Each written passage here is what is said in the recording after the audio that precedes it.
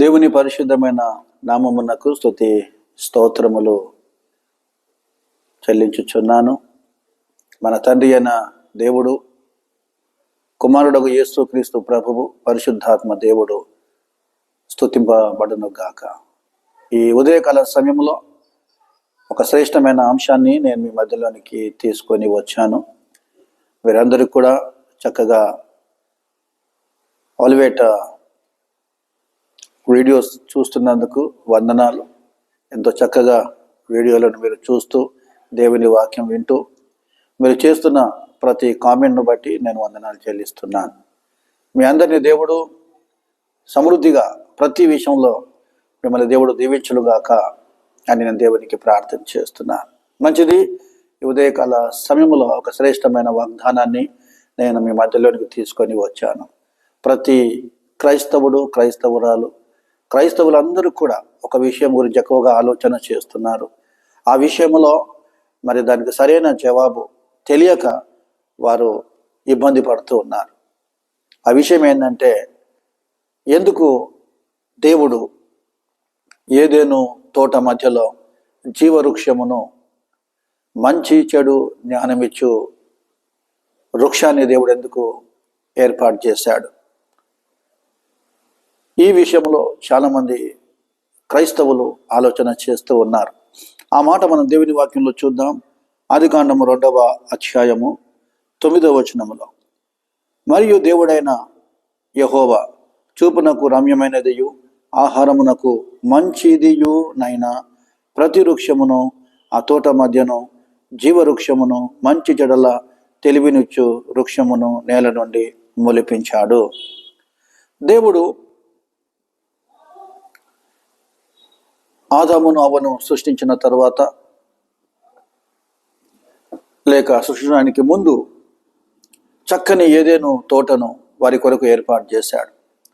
వారిద్దరు కూడా ఆ తోటలో ఉండాలని, ఆ తోటలో ఉంటూ దేవునితో మాట్లాడాలని, దేవుని పోలిక, దేవుని స్వరూపము, దేవుని ఆత్మ కలిగి ఆ తోటలో జీవిస్తూ దేవుని మాటకు విధేయత చూపించాలని, దేవుని మాట వినాలని దేవుడు తన స్వరూపములో ఆదామవ్వను ఏర్పాటు చేసి ఆ ఏదెను వనములో వారిని ఉంచాడు. ఏదెను వనములో ఉంచిన తర్వాత వారికి శ్రేష్టమైన ఆజ్ఞ ఇచ్చాడు.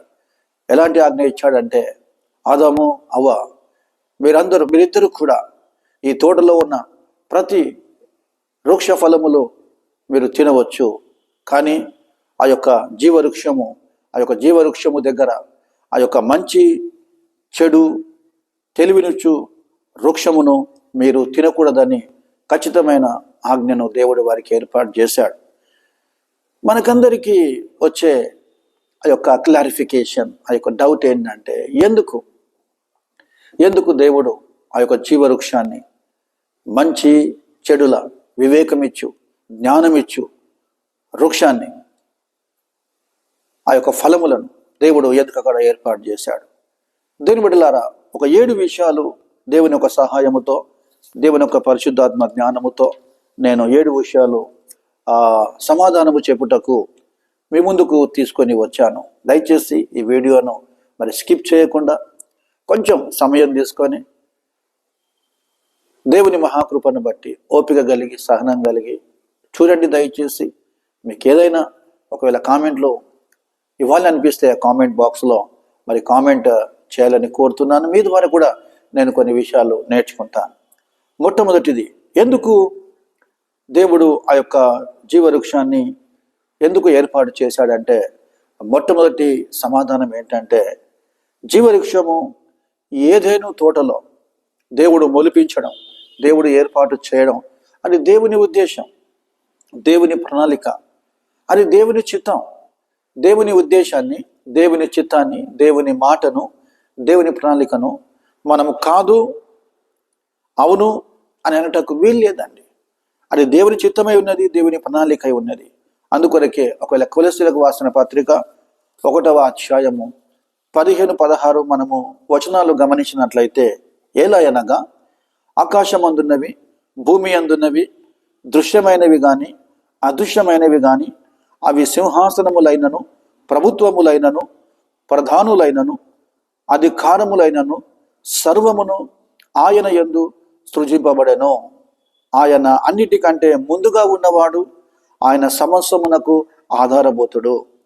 అదే విధముగా యోహాను సువార్త 1వ అధ్యాయం 3వ వచనములో కలిగి ఉన్నదేదియు ఆయన లేకుండా కలిగలేదు.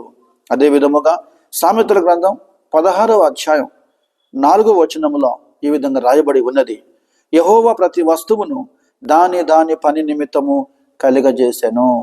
కాబట్టి ఈ వచనముల ఆధార ప్రకారము ఎందుకు దేవుడు ఆ యొక్క జీవవృక్షమును, మంచి చెడుల జ్ఞానమిచ్చు వృక్షాన్ని అక్కడ ఎందుకు ఏర్పాటు చేశాడంటే అది దేవుని ప్రణాళిక అని ఈ వచనముల ద్వారా మనము జ్ఞాపకం చేసుకోవాలి.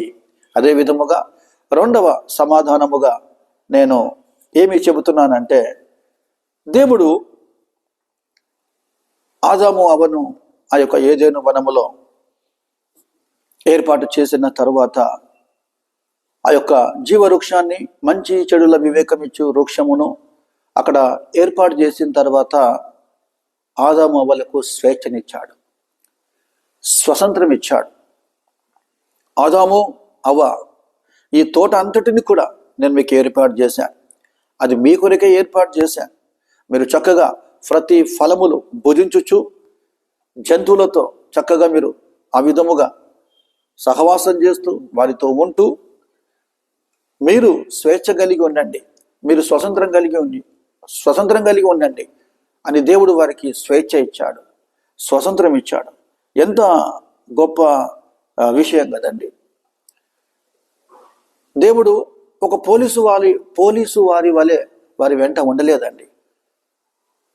ఆ జీవవృక్షం దగ్గరికి వెళ్తారేమో, మంచి చెడుల వివేకమిచ్చు జ్ఞానం అనుగ్రహించు ఆ యొక్క ఫలములు భుజిస్తారేమో అని వారి వెంట ఒక స్టిక్ పట్టుకొని ఆ విధముగా వారికి స్వేచ్ఛనివ్వకుండా, స్వతంత్రం ఇవ్వకుండా వారి వెంటనే లేడండి, వారికి స్వేచ్ఛనిచ్చాడు.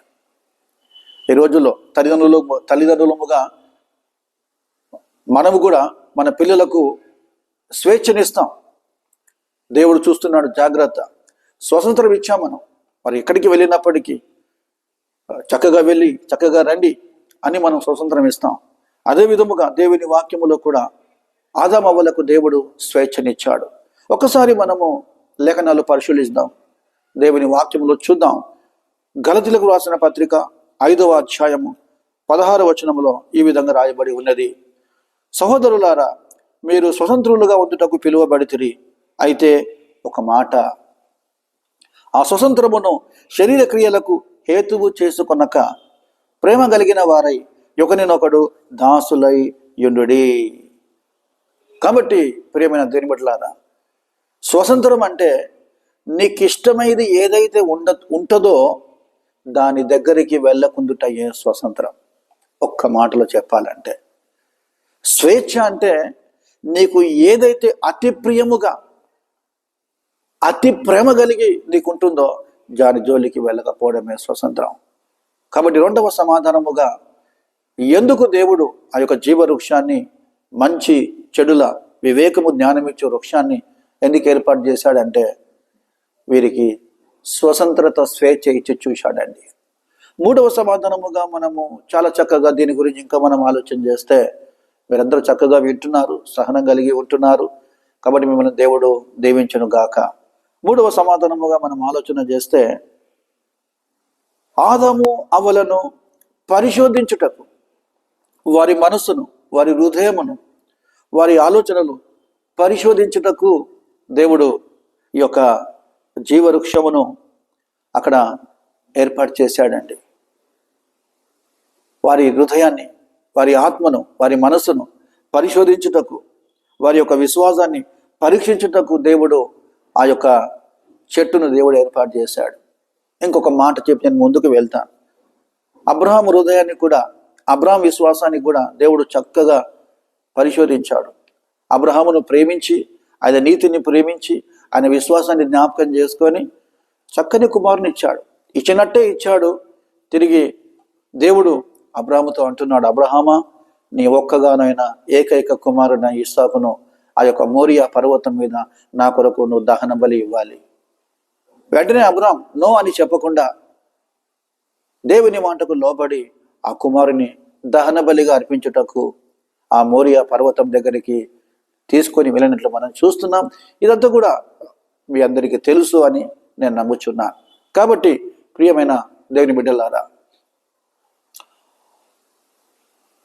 చాలా చక్కగా మీరు దేవుని వాక్యం వింటున్నారు. కాబట్టి అబ్రహాము యొక్క ఆ యొక్క విశ్వాసాన్ని, ఆలోచనలు ఏ విధంగా పరీక్షించాడో ఇక్కడ దేవుడు కూడా ఆదాము అవ్వల హృదయాన్ని, మనసును పరీక్షించుటకు, పరిశోధించుటకు ఆ యొక్క జీవవృక్షాన్ని, మంచి చెడులు జ్ఞానమిచ్చు వృక్షాన్ని దేవుడు ఏదైనా వనములో ఆ తోట మధ్యలో ఏర్పాటు చేశాడు. ఇక నాలుగవది మనం గమనిస్తాం. నాలుగవది, నేను చాలా ఆలోచన చేశాను, ప్రార్థన చేశాను, దేవుని సహాయము నేను కోరాను. నేను పరిశుద్ధాత్మ జ్ఞానాన్ని నేను కోరాయి ప్రార్థన చేస్తున్న సమయంలో నాలుగవది ఏంటనగా, ఆదాము అవ్వలు పడిపోతారు అని దేవునికి తెలుసు. ఆజ్ఞ అతిక్రమిస్తారు అని దేవునికి తెలుసు. వారు తప్పకుండా అవిధేయత కలిగి ఉంటారు అని దేవునికి తెలుసు. దేవుని ఆజ్ఞను ఉల్లంఘిస్తారని కూడా వారికి తెలుసండి. ఇవన్నీ తెలిసే దేవుడు ఆ ఏదెను తోట మధ్యలో ఈ వృక్షాన్ని ఏర్పాటు చేశాడు. దేవునికి సమస్తం తెలుసండి. కలిగి ఉన్నది ఏది ఆయన లేకుండా కలిగలేదు. ఒకసారి వాక్యపు వెలుగులో, లేఖనాల వెలుగులో మనము చూద్దాం. 4వ ప్రశ్నకు సమాధానముగా సామెతలు 15వ అధ్యాయము 3వ వచనం, యెహోవా కన్నులు ప్రతి స్థలము మీద ఉండును, చెడ్డవారిని మంచివారిని అవి చూచుచుండును. లేవండి, దేవుని కన్నులు ఆ తోట, ఏదైనా తోట అంతటిలో ఆయన కన్నులు ఉన్నాయి. ఆదాము వాళ్ళు ఏం చేస్తున్నారో కూడా దేవుని కన్నులు వారిని చూస్తున్నాయి.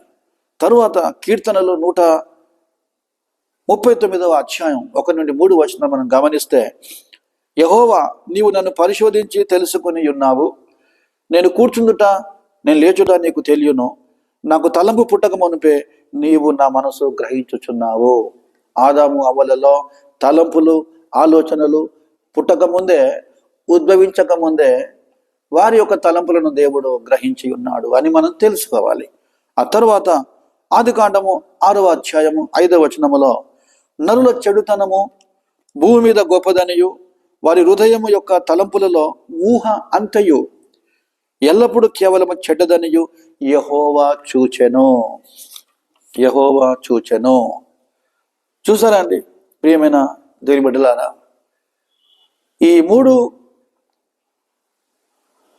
వచనముల ఆధారమును బట్టి, ఆ లేఖనములను బట్టి దేవునికి తెలుసు వారు తప్పకుండా ఆజ్ఞను అతిక్రమిస్తారని.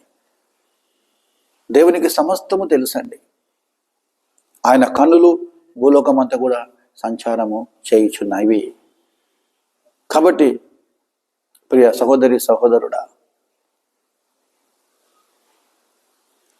ఎందుకు దేవుడు ఆ ఏదైనా వనములో ఈ జీవవృక్షాన్ని, మంచి చెడుల జ్ఞానం ఇచ్చు, వివేకం ఇచ్చు ఆ యొక్క వృక్షమును దేవుడు ఎందుకు ఏర్పాటు చేశాడంటే,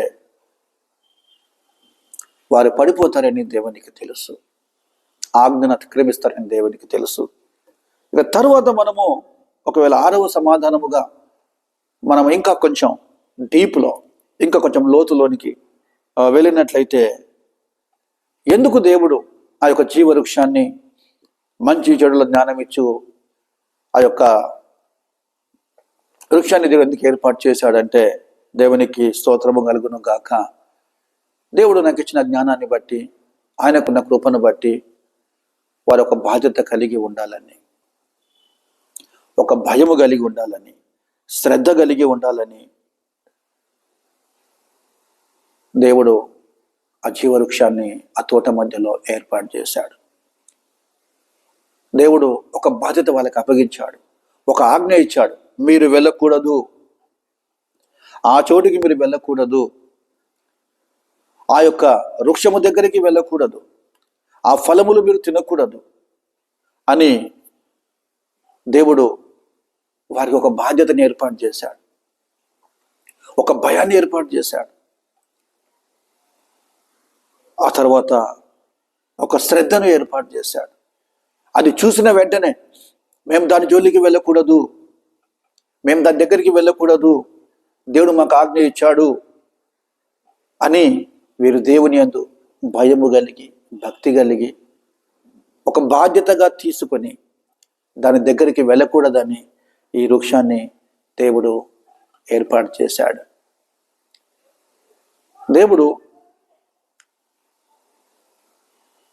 గవర్నమెంట్ గురించి మనం ఆలోచన చేస్తే, తెలంగాణ గవర్నమెంట్ కానివ్వండి, ఆంధ్రప్రదేశ్ గవర్నమెంట్ కానివ్వండి, కొన్ని చట్టాలను తీసుకొని వచ్చారు. కొన్ని చట్టాలు ఎవరు కూడా ఎవరైనా ఏదైనా తప్పు చేస్తే ఒక చట్ట ప్రకారం వారిని శిక్షించాలి.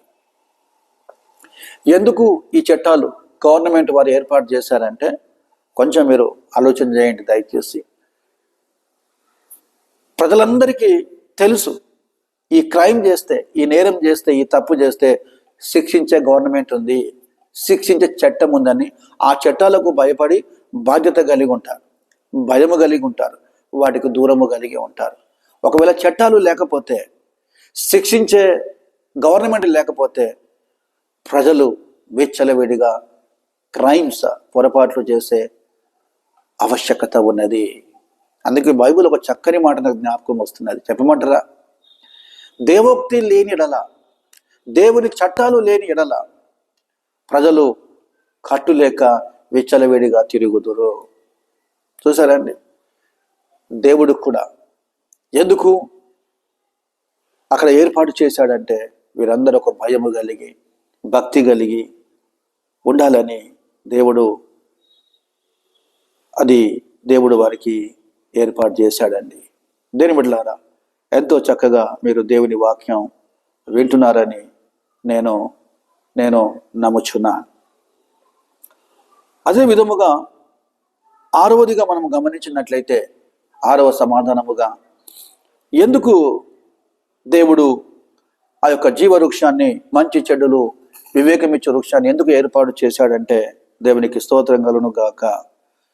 ఈ ఆదాము అవ్వ దేవుని గుణలక్షణములు కలిగి ఉండాలని, దేవుని మంచి స్వభావము కలిగి ఉండాలని, దేవుని స్వరూపములో వారు జీవించాలని ఈ జీవవృక్షాన్ని, మంచి చెడుల వివేకమిచ్చు ఆ యొక్క వృక్షము గల ఫలములను దేవుడు అక్కడ ఏర్పాటు చేశాడు. సింపుల్ అండి. ఒకే ఒక విషయం ఏంటంటే, దేవుని మంచితనము, దేవుని స్వభావము, దేవుని ప్రేమ, దేవుని కనికరం, దేవుని మహిమ వారు తెలుసుకోవాలని ఏర్పాటు చేశారు. ఒక్కసారి దేవుని మంచితనం మనం చూసినట్లయితే, ఆ దేవుని కృపను మనం చూసినట్లయితే, నిజంగా దేవుని వాక్యములు మనం చదివినప్పుడు, కీర్తనలు 145 7వ వచనములు 17వ వచనం, కీర్తనలు 145 17వ వచనములో, ప్రభువు తన మార్గములన్నిటిలో నీతిమంతుడు మరియు తన పనులన్నిటిలో దయగలవాడు. ఆ జీవవృక్షాన్ని దేవుడు ఏర్పాటు చేశాడు కదా, మంచి చెడుల వివేకమిచ్చు వృక్షాన్ని దేవుడు ఏర్పాటు చేశాడు కదా. ఈ తోటంతా కూడా, తోటలో వృక్షములు, తర్వాత వృక్షమునకు సంబంధించిన ఫలములు, జంతువులు, ఇవన్నీ ఎందుకు ఏర్పాటు చేశాడంటే, అందులో దేవుడు నీతిమంతుడు అని మనకు అర్థమవుతుంది, దేవుడు దయగలవాడు అని మనకు అర్థమవుతుంది. నేను ఇంకో శ్రేష్టమైన మంచి ఆ యొక్క దేవుని గుణలక్షణములకు సంబంధించిన మంచి రెఫరెన్స్ నేను మీకు చూపిస్తాను. కొంచెము సహనం కలిగి ఉండాలని కోరుతున్నాను. ఆ మాట ఎక్కడ ఉందంటే, ద్వితీయోపదేశ కాండము 7వ అధ్యాయము 9వ వచనం. కాబట్టి మీ దేవుడైన ప్రభువు దేవుడని, మీ దేవుడైన ప్రభువు దేవుడని, తనను ప్రేమించి తన ఆజ్ఞలను పాటించే వారితో నిబంధనను మరియు స్థిరమైన ప్రేమను కొనసాగించే నమ్మకమైన దేవుడని తెలుసుకొనుడి. కాబట్టి దేవుని గుణలక్షణాలు, దేవుని మంచితనం, దేవుని స్వభావం ఎలా ఉంటుందంటే, ఈ యొక్క ద్వితీయోపదేశ కాండము 7వ అధ్యాయం 9వ వచనం ప్రకారము ఆయన ప్రేమించే దేవుడు, ఆయన ప్రేమించే దేవుడు, ఆయన నమ్మకమైన దేవుడు అండి. ఈ విధముగా ఆదామవ్వలు కూడా దేవుని ప్రేమను, దేవుని నమ్మకత్వమును, దేవుని నీతిని, దేవుని యథార్థతను, దేవుని యొక్క దయ, ప్రేమ, కనికరము, జాలి ఇవన్నీ గమనించాలని దేవుడు వాటిని ఏర్పాటు చేశాడు. ఇక చివరిగా 7వ సమాధానము, దేవుని మహాకృపను బట్టి 7వ సమాధానం చెప్పాలని ఆశపడుతున్నాను. ఒక్కసారి 7వ సమాధానానికి వెళ్ళక ముందు ఒకసారి ఆదికాండం 3:24 చదువుదాం. ఆదికాండము 3:24లో అక్కడ ఒక శ్రేష్టమైన మాట వ్రాయబడి ఉన్నది. ఆదికాండం 3:24లో, అప్పుడు ఆయన ఆదామును వెళ్ళగొట్టి ఏదెను తోటకు తూర్పు దిక్కున కెరూబులను, జీవవృక్షమునకు పోవు మార్గమును కాచుటకు ఇటు అటు తిరుగుచున్న ఖడ్గజాలను నిలువబెట్టెను. కొంచెం ముందుకు వెళ్తాను నేను, 22వ వచనం చదువుతాను నేను. అప్పుడు దేవుడైన యెహోవా, ఇదిగో మంచి చెడులను ఎరుగునట్లు ఆదాము మనలో ఒకని వంటి వాడాయను. కాబట్టి అతడు ఒకవేళ తన చెయ్యి చాచి జీవవృక్ష ఫలములను కూడా తీసుకొని తిని నిరంతరము జీవించునేమో. ఆదికాండం 3వ అధ్యాయము ఈ 21 నుండి 24 వచనాలు మనం కొంచెం జాగ్రత్తగా గమనిస్తే ఈ 6 విషయాలలో ఆదామవ్వలు పొరపాటు చేశారు. నేను చెప్పిన 6 విషయాలలో దేవుని యొక్క ప్రతి ఉద్దేశాన్ని అర్థం చేసుకోకుండా, దేవుని ఆజ్ఞను, దేవుని మంచితనాన్ని, దేవుని ప్రేమను, దేవుని కృపను ఇవన్నీ అర్థం చేసుకోకుండా సాతానుకు లోబడి, సాతాను యొక్క జ్ఞానము చేత, సాతాను యొక్క ప్రేరేపణ చేత వీరు ఆ యొక్క జీవవృక్షం, మంచి చెడు వివేకమిచ్చు వృక్షము దగ్గరికి వెళ్ళి కొన్ని ఫలాలు తీసుకొని అవ్వదిన్నది. తర్వాత ఆదాముకు ఇచ్చింది. వీరిద్దరు కూడా పండ్లు తిన్నారు. ఈ విషయం దేవునికి తెలిసిపోయింది. తెలిసిపోయిన తర్వాత వెంటనే దేవుడు ఆదాము నవ్వను ఆ ఏదెను వనము చుట్టూ, ఆ ఏదెను వనము నుండి, తోటలో నుండి బయటికి వెళ్ళగొట్టాడు. చివరిగా అక్కడ ఒక అగ్ని కంచెను ఏర్పాటు చేశాడు, ఒక అగ్ని గుండాన్ని ఏర్పాటు చేశాడు. దాని చుట్టూ అగ్ని జ్వాలను ఏర్పాటు చేసి అక్కడ కెరూబులను, జీవవృక్షముకు పోవు మార్గమున కాచుటకు ఇటు అటు తిరుగుచున్న ఖడ్గజాలను నిలవబెట్టాను. కొంచెం ఆలోచన చేయండి దయచేసి. ఈ మాట కొంచెం ఆలోచన చేద్దాం. అందుకే నేను తీసుకున్న క్వశ్చన్ ఏంటంటే, ఎందుకు దేవుడు జీవవృక్షాన్ని, మంచి చెడుల వివేకమిచ్చు వృక్షాన్ని ఆ యొక్క తోట మధ్యలో ఎందుకు ఏర్పాటు చేశాడు అని నేను చెబుతూ వచ్చాను. ఆదాము వాళ్ళు పాపము చేసిన తర్వాత, ఆ యొక్క తోట నుండి బహిష్కరించబడిన తర్వాత దేవునికి ఒక ఆలోచన వచ్చింది.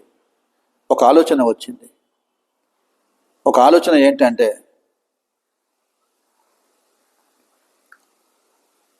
ఆదాము మనలో ఒకని వంటి వాడాయను. తిరిగి ఆదాము చెయ్యి చాచి ఏదేను తోటలోనికి వచ్చి ఆ తోట మధ్యలో ఉన్న ఆ యొక్క జీవవృక్ష ఫలములు తిని నిరంతరము జీవిస్తాడేమో అని దేవుడు చుట్టూ అగ్నిజ్వాలను ఏర్పాటు చేశాడు.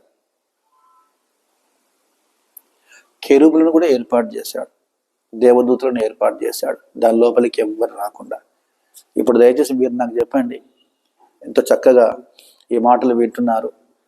జీవవృక్షమును గురించి సందేహాలు దేవుడు తీసివేసి వాక్యానుసారముగా సమాధానాలు మీకు ఇస్తున్నాడు. ఎందుకు దేవుడు ఏదైనా వనము చుట్టూ కెరూబులను, ఆ అగ్ని జ్వాలను ఎందుకు పెట్టాలండి? అంటే ఆదామంటే దేవుడు భయపడుతున్నాడా? ఆదాము అవ్వలకు దేవుడు భయపడుతున్నాడా? భయపడి ఆ చుట్టూ కంచె వేశాడా? అగ్ని అనే కంచె వేశాడా? భయపడి కెరూబులను ఏర్పాటు చేశాడా? ఇంతవరకు చాలా విషయాలు, అనేకమైన వచనాలు నేను మీకు చదివి చూపించాను. దేవుడు భయపడేవాడా అండి? తాను సృష్టించిన మానవులకు, తాను సృష్టించిన ఆదాముకు, తాను సృష్టించిన అవ్వకు భయపడి ఆ కంచెను వేశాడా? దీనిలో ఒక పెద్ద మర్మం దాగి ఉందండి. పెద్ద మర్మం దాగి ఉంది. ఆ మర్మం ఏంటంటే, ఆల్రెడీ ఆదాము ఆ యొక్క ఫలములు తిన్నాడు, ఆజ్ఞను అతిక్రమించి పాపము చేశాడు. ఆదాము ఒకవేళ మరలా వెళ్ళి లోపలికి వెళ్ళి ఏదైనా తోటలోనికి, ఏదైనా తోటలోనికి వెళ్ళి ఆ తోట మధ్యలో ఉన్న జీవ వృక్ష ఫలములు తీసుకొని ఒకవేళ తింటే ఇంకా పాపంలోనే జీవిస్తాడు. ఆదాము అవ్వలు ఇంకా పాపంలోనే ఉంటారు, పాపములోనే చనిపోతారు వాళ్ళు. కాబట్టి దేవుడు ఆ యొక్క అవకాశాన్ని వారికి ఇవ్వకుండా చుట్టూ కంచె వేశాడు, అగ్నిజ్వాలను ఏర్పాటు చేశాడు. చివరిగా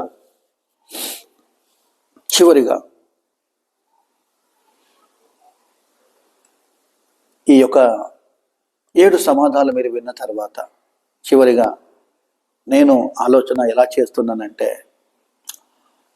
ఆదాము అవ్వల గురించి.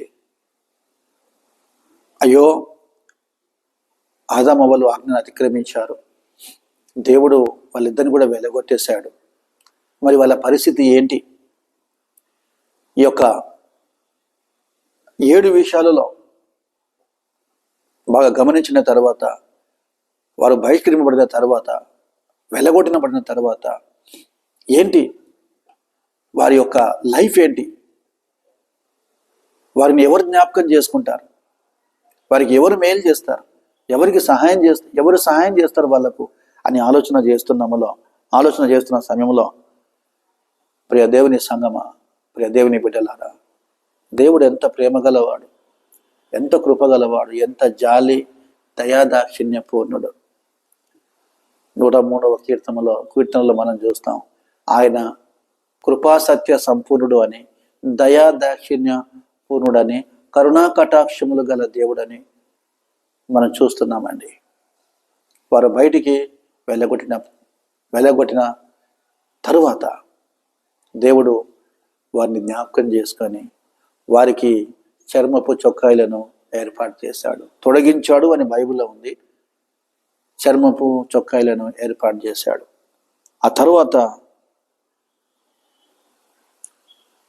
మొట్టమొదటిగా ఆ మాట కాకుండా దేవుడు వారిని క్షమించాడండి.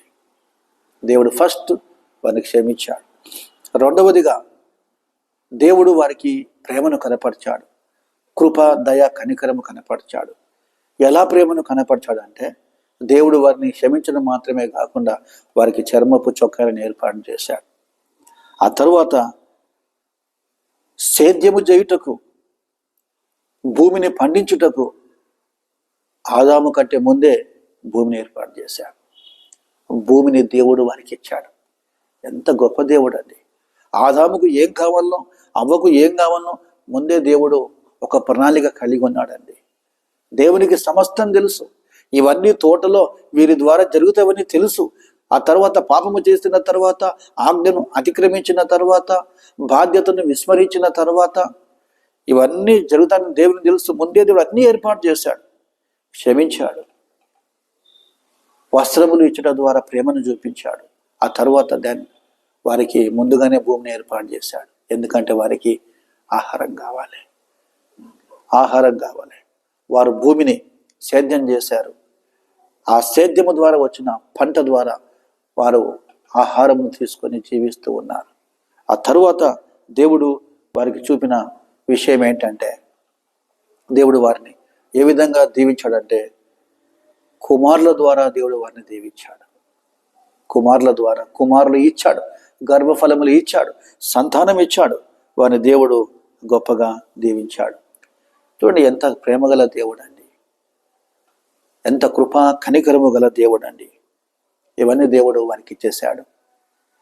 ఉదయకాల సమయంలో ఆ దేవుడు, ఆ జీవము గల దేవుడు, ప్రేమగల దేవుడు, దయా దాక్షిణ్య పూర్ణుడు, ఆయన శిక్షించినప్పటికీ తిరిగి ప్రేమించే దేవుడు, ఆ దేవుడే, ఆ జీవాధిపతి, ఆ జీవము గల దేవుడు నిన్ను రక్షించుటకు, నీ పాపములు క్షమించుటకు, నిన్ను ప్రేమించుటకు ఆ దేవుడు ఆ పరలోకము నుండి ఈ భూలోకానికి వచ్చాడు.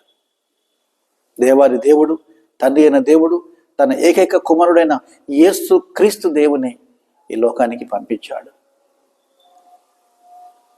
భూలోకములో అందరూ కూడా రక్షణ పొందుటకు, అందరి పాపములు క్షమించబడుటకు, అందరూ కూడా పశ్చాత్తాప పడుటకు, అందరూ కూడా ఆ పరలోక రాజ్యానికి వారసులగుటకు, అందరూ కూడా దేవుని రాజ్యములో ఉండుటకు, అందరూ కూడా సుఖ సంతోషములతో, సౌఖ్యములతో, ప్రేమానురాగములు కలిగి, ఆత్మ ఫలములు కలిగి జీవించుటకు తండ్రి అయిన దేవుడు తన ఏకైక కుమారుడైన యేసుక్రీస్తును ఈ లోకానికి పంపించాడు. అందుకే బైబిల్లో ఒక మాట ఉందండి, రోమపత్రిక 5వ అధ్యాయము 5వ వచనము చదివి వినిపిస్తాను. దయతో ఓపికతో వినాలని కోరుతూ ఉన్నాను నేను. రోమపత్రిక 5వ అధ్యాయము 15వ వచనములో, అయితే అపరాధము కలిగినట్టు కృపావరము కలుగలేదు. ఎట్లనగా ఒకని అపరాధం వలన అనేకులు చనిపోయిన ఎడల మరి ఎక్కువగా దేవుని కృపయు యేసుక్రీస్తును ఒక మనుషుని కృపచేతనైన దానమును అనేకులకు విస్తరించెను. దేవుని కుమారుడైన యేసుక్రీస్తు ద్వారా మనకందరికీ కృప విస్తరించిందండి. అదే విధముగా 1 కొరింథీ 15వ అధ్యాయము